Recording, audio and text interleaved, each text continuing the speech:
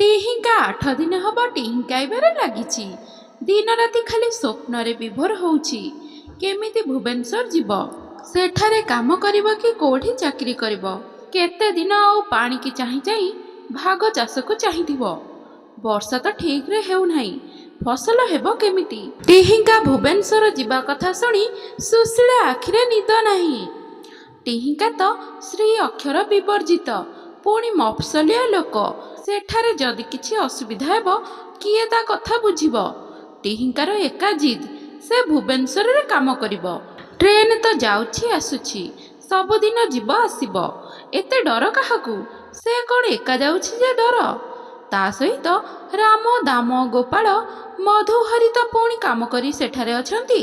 ସେ ଗାଁକୁ ଆସିଲେ ଭାରି ସମ୍ମାନ ସେମାନଙ୍କୁ। ସେମାନେ କୁଆଡ଼େ ଫାଷ୍ଟ ଫୁଡ୍ ଖାଉଛନ୍ତି, ପୁଣି କୁଆଡ଼େ ଗୋଟେ ଦୋସା ଜିନିଷଟେ ଖାଉଛନ୍ତି। ଟିହିଙ୍କା କହିଲା, ଆଲୋ ମା, ଏଇ ଦୋସା କ'ଣ କହିଲୁ? ସେଇଟା କେମିତିକା ଖାଇବା ଯେ ଯିଏ ଭୁବନେଶ୍ୱର ଯାଉଛି ସେ କହୁଛି ଇଟିଲି, ଦୋସା, ମୋମୋ ଖାଉଛନ୍ତି, ପୁଣି ଲେମନ୍ ଟି ପିଉଛନ୍ତି। ସେଗୁଡ଼ା ସବୁ କ'ଣ?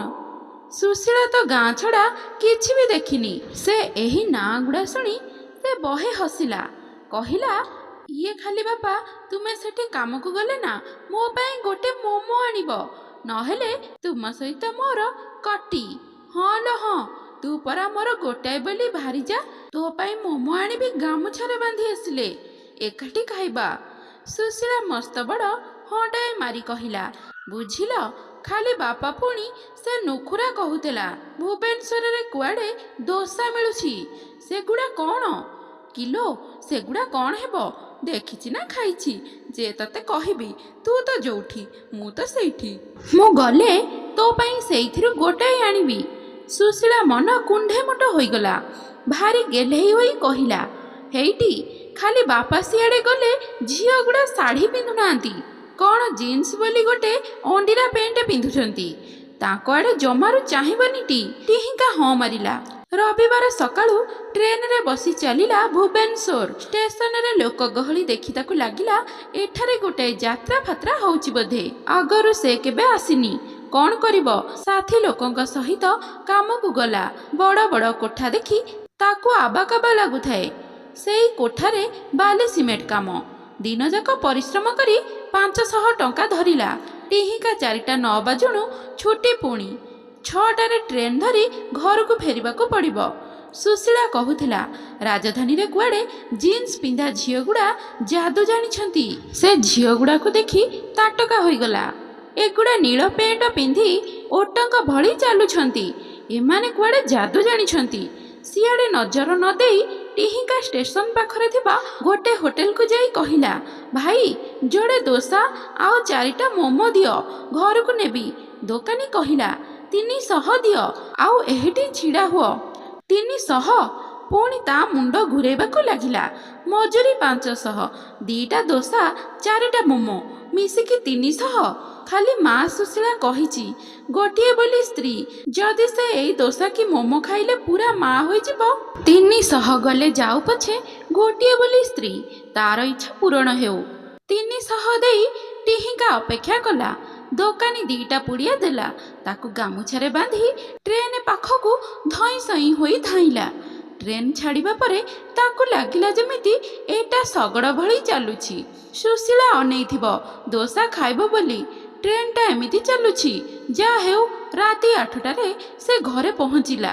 ରାତିରେ ରୋଷେଇ ବନ୍ଦ। ହାତ ଗୋଡ଼ ଧୋଇ ସୁଶୀଳାକୁ ଡାକିଲା ଟିହିଙ୍କା, ଏ ଖାଲି ମା, ଆ ଏଠିକୁ, ନୂଆ ଜିନିଷଟା ଆଣିଛି ପରା, ଏକାଠି ଖାଇବା। ଲଣ୍ଠନ ଆଲୁଅରେ ମୁହଁକୁ ମୁହଁ ଦେଇ ବସିଲେ 2 ଜଣ।